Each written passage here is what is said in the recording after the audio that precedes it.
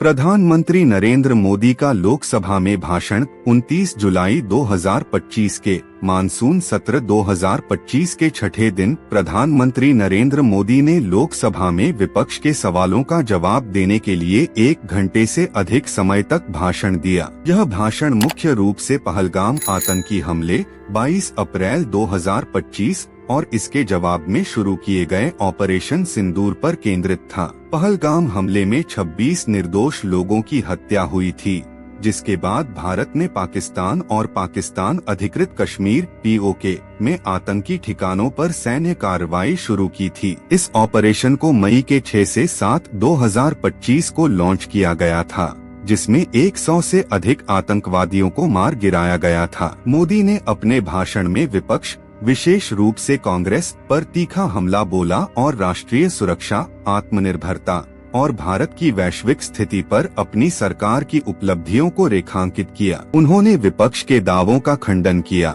खासकर राहुल गांधी के उस बयान का जिसमें उन्होंने दावा किया था कि भारत ने ऑपरेशन शुरू होने के 30 मिनट के भीतर ही सीज फायर कर दिया, जो सरकार की कमजोरी को दर्शाता है। प्रधानमंत्री ने अपने भाषण की शुरुआत राष्ट्रीय सुरक्षा और भारत की सैन्य ताकत पर जोर देकर की। उन्होंने कहा, भारत युद्ध का देश नहीं, बुद्ध का देश है। लेकिन जब बात देश की सुरक्षा और सम्मान की आती है तो हम चुप नहीं रह सकते। ऑपरेशन सिंदूर ने दुनिया को दिखाया कि भारत आतंकवाद के खिलाफ कितना सख्त और सक्षम है। यह ऑपरेशन अभी रुका है, लेकिन खत्म नहीं हुआ। अगर पाकिस्तान ने कोई और दुस्साहस किया तो हमारा जवाब और भी कड़ा होगा। मोदी ने बताया कि ऑपरेशन सिंदूर के दौरान भारतीय सेना ने पाकिस्तान के आतंकी ठिकानों पर सटीक हमले किए, जिसमें 9 आतंकी शिविर नष्ट किए गए और 100 से अधिक आतंकवादी मारे गए। उन्होंने जोर देकर कहा कि यह कार्रवाई गैर वृद्धिकारी नॉन एस्केलेटरी थी,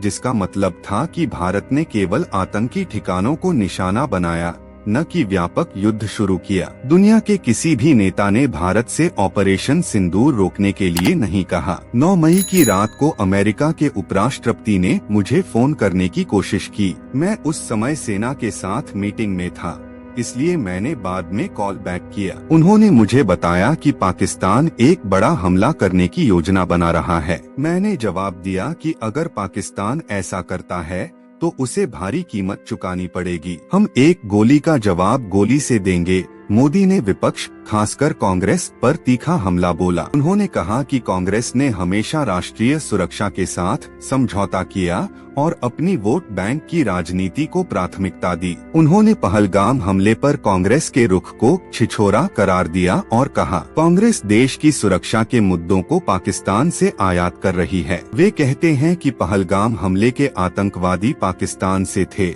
इसका सबूत दो। यह वही मांग है जो पाकिस्तान करता है। यह देश के लिए आश्चर्यजनक है कि कांग्रेस पाकिस्तान को क्लीन चिट दे रही है। उन्होंने यह भी कहा कि कांग्रेस ने हमेशा सशस्त्र बलों का विरोध किया और उनकी उपलब्धियों पर सवाल उठाए। जो लोग आज पूछ रहे हैं कि POK क्यों नहीं लिया गया, उन्हें पहले जवाब देना चाहिए कि POK को पाकिस्तान के कब्जे में किसने दिया। जवाब साफ है। जब मैं नेहरू जी का जिक्र करता हूँ तो कांग्रेस और उसका पूरा इकोसिस्टम बौखला जाता है। लम्हों ने खता की, सदियों ने सजा पाई, आज तक देश उन फैसलों की सजा भुगत रहा है जो आजादी के बाद लिए गए। मोदी ने पूर्व प्रधानमंत्री जवाहरलाल नेहरू की नीतियों पर भी निशाना साधा, विशेष रूप से इंडस वाटर ट्रीटी 1960 को लेकर। उन्होंने इसे नेहरू की सबसे बड़ी भूल करार दिया और कहा, नेहरू जी ने इंडस वाटर ट्रीटी के तहत 80% पानी पाकिस्तान को दे दिया। इतना ही नहीं,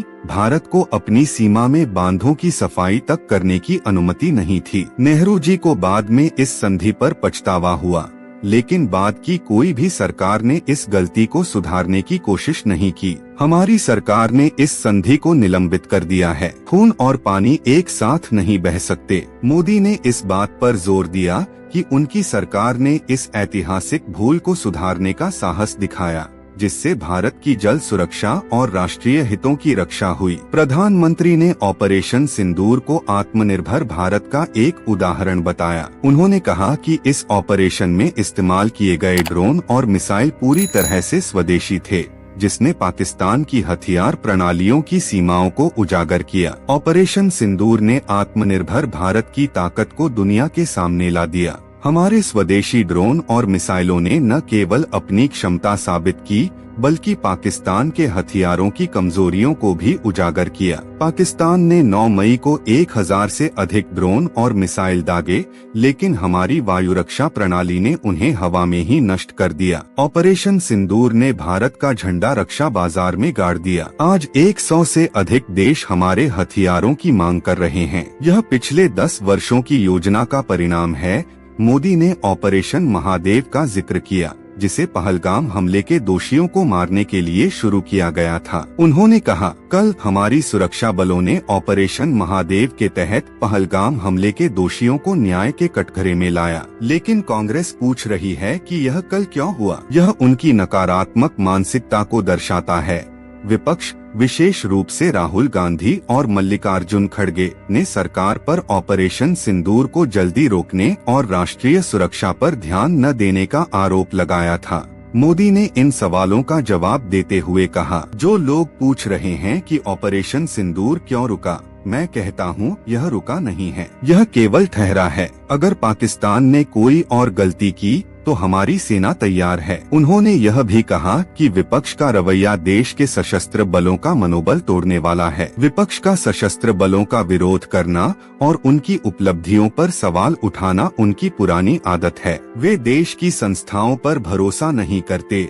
मोदी ने अपनी सरकार की विदेश नीति की तारीफ की और कहा कि ऑपरेशन सिंदूर ने भारत की वैश्विक छवि को और मजबूत किया है। उन्होंने विदेश मंत्री एस जयशंकर और रक्षा मंत्री राजनाथ सिंह के भाषणों की प्रशंसा की, जिन्होंने लोकसभा में भारत की स्थिति को स्पष्ट किया था। हमारी विदेश नीति ने आतंकवाद के खिलाफ विश्व को एकजुट किया है। विदेश मंत्री जयशंकर जी ने इसे लोकसभा में विस्तार से बताया। रक्षा मंत्री राजनाथ सिंह जी ने हमारी सेना की वीरता को उजागर किया। प्रधानमंत्री ने अपने भाषण को यह कहकर समाप्त किया कि भारत अब एक कमजोर राष्ट्र नहीं है जो केवल डोजियर भेजता था। उनकी सरकार ने आतंकवाद के खिलाफ ठोस कदम उठाए हैं, चाहे वह सर्जिकल स्ट्राइक हो, बालाकोट हवाई हमला हो या ऑपरेशन सिंदूर। उन्होंने कहा, हमने दिखा दिया है कि भारत आतंकवाद को बर्दाश्त नहीं करेगा। हमारी सेना, हमारी नीतियाँ और हमारा संकल्प भारत को एक मजबूत और आत्मनिर्भर राष्ट्र बना रहे हैं।